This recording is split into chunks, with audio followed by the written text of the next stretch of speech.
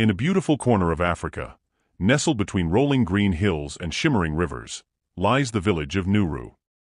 Nuru is a small but vibrant village where life buzzes with the sounds of laughter, music, and the hum of nature. Tall, leafy trees form a lush canopy around the village, their branches swaying gently in the breeze.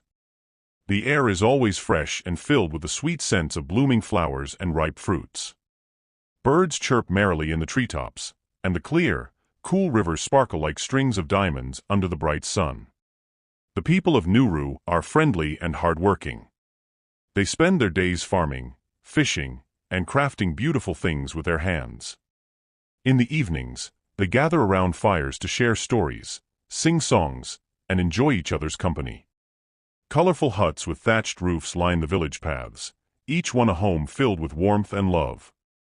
Amidst this lively village lives a young girl named Kwamboka. Kwamboka is full of life, with a heart as bright as the morning sun.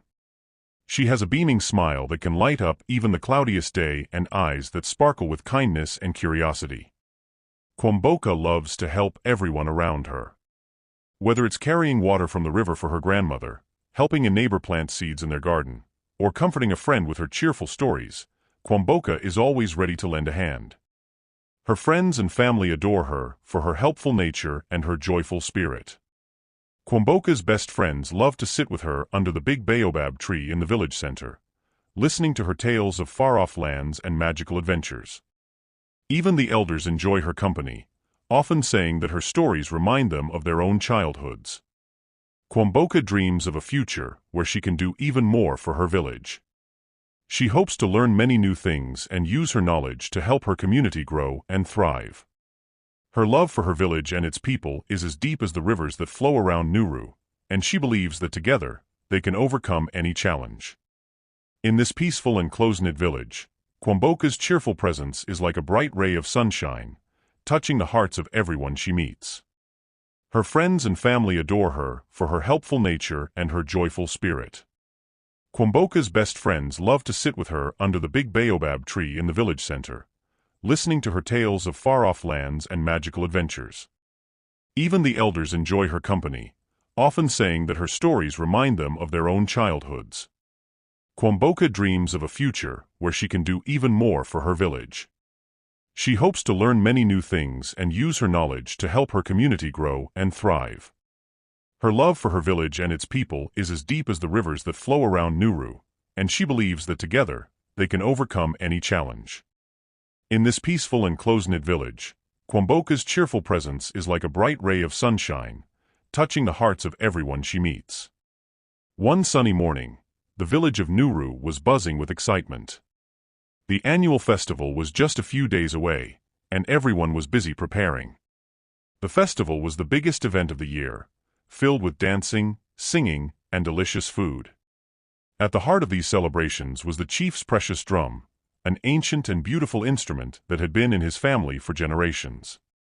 Its deep, powerful beats brought the whole village together, marking the rhythm of their lives. However, as the villagers were making their final preparations, an alarming discovery was made: the drum was missing. Panic spread quickly through the village. Everyone searched high and low, but the drum was nowhere to be found. The loss of the drum meant the festival couldn't happen as planned, and the whole village was filled with worry and confusion. As the search continued, someone remembered seeing Kwamboka near the chief's hut that morning. In the rush of excitement and confusion, this small detail quickly grew into a big rumor. People started whispering that Kwamboka might have taken the drum. Some villagers, eager to find a culprit and make things right again, began to believe the worst. Soon, a group of villagers gathered in the village square, talking in hushed tones and casting suspicious glances at Kwamboka. Could it really be her? They wondered aloud. Kwamboka, who had been helping her grandmother with chores, was surprised when she noticed people staring at her with angry eyes. When the villagers confronted her, Kwamboka was shocked. I didn't take the drum," she cried, tears welling up in her eyes.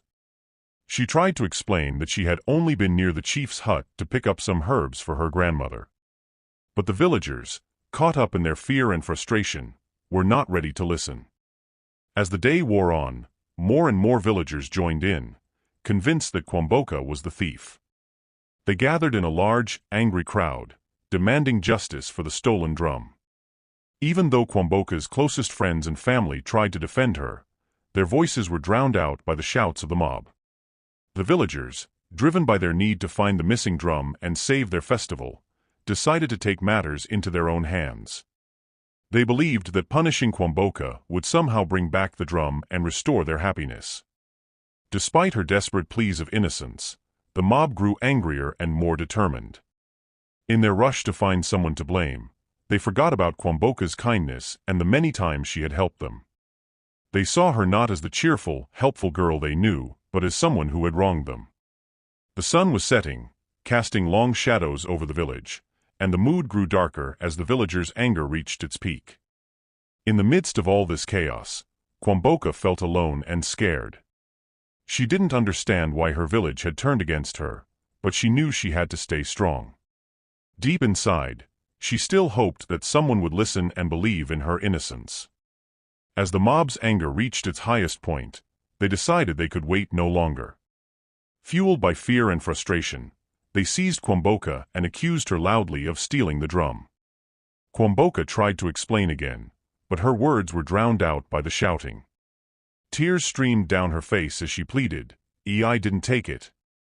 I promise, I didn't take the drum." The crowd, however, was too blinded by their desire for justice to hear her. In their haste to find a scapegoat, they became a whirlwind of confusion and anger. They believed that by punishing Kwamboka, they could make everything right again. Tragically, the mob's fury led to a heartbreaking decision. They turned on Kwamboka, their once beloved friend, and hurt her.